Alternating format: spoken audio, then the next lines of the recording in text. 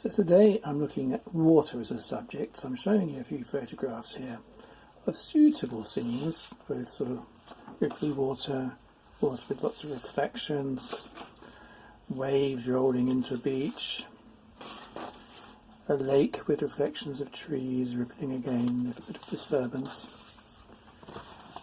a cottage by a stream, this was the other way around, a tree reflecting in a pond.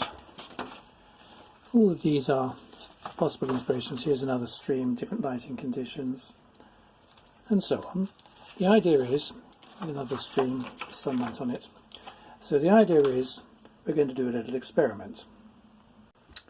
So the first experiment I'm doing with watercolour, but I'm planning to do experiments in various media. So I'm just wetting the paper. The paper's actually been stretched onto a block and it's laying almost flat, slight slope, so we get a bit of gravity, and I'm just wetting it all over. I don't mind if I've left a few gaps.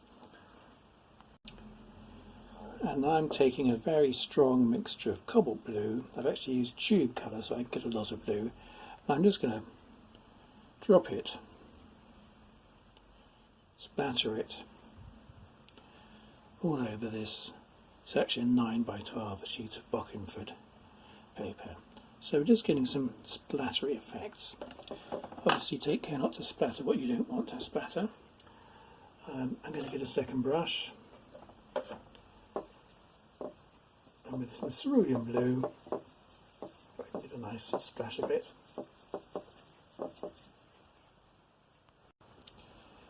So this is going to produce some, I'm not getting so much splatter out of the blue, just some different blues. Now the idea here is to use some Clingfilm.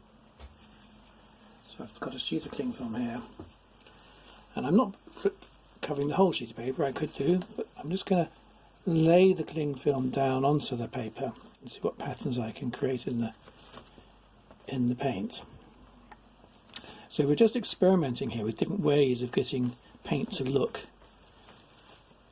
watery. So what happens with the Clingfilm is where it sits on the paper, the colour remains, but where it bubbles up, it actually sucks colour out of those areas, and so you get these marks. And if I peel the paper back, you can see the marks, but they start to dissolve or spread out again here. So you need to let this dry.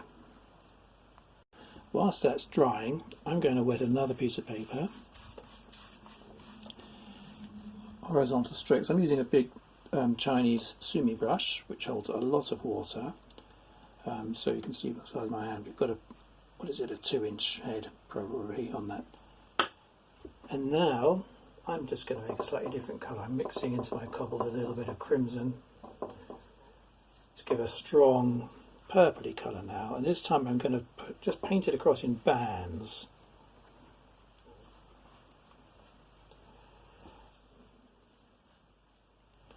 See what, so going from sort of purple and back again.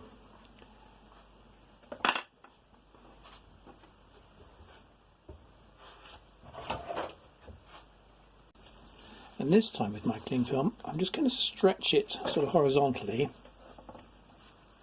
and lay it down, pulling it into different shapes. And this is where you can manipulate it, and I'm going to let that dry. So whilst it's drying, let me show you some different ones that I've done earlier. So this is one. Here I did it with a couple of colours, well, mauve and some pinky reds, just cadmium red actually, diluted. Again, letting the shapes fall randomly, and again here. What you're getting though, when the Clingfilm comes off, is an intricate pattern. In some instances it might resemble, I don't know, ice or plant structures, like with branches and twigs. They're all producing slightly different marks. The trick of this is to understand how when the Clingfilm rests on the wet paint as to what shapes it will produce as it dries.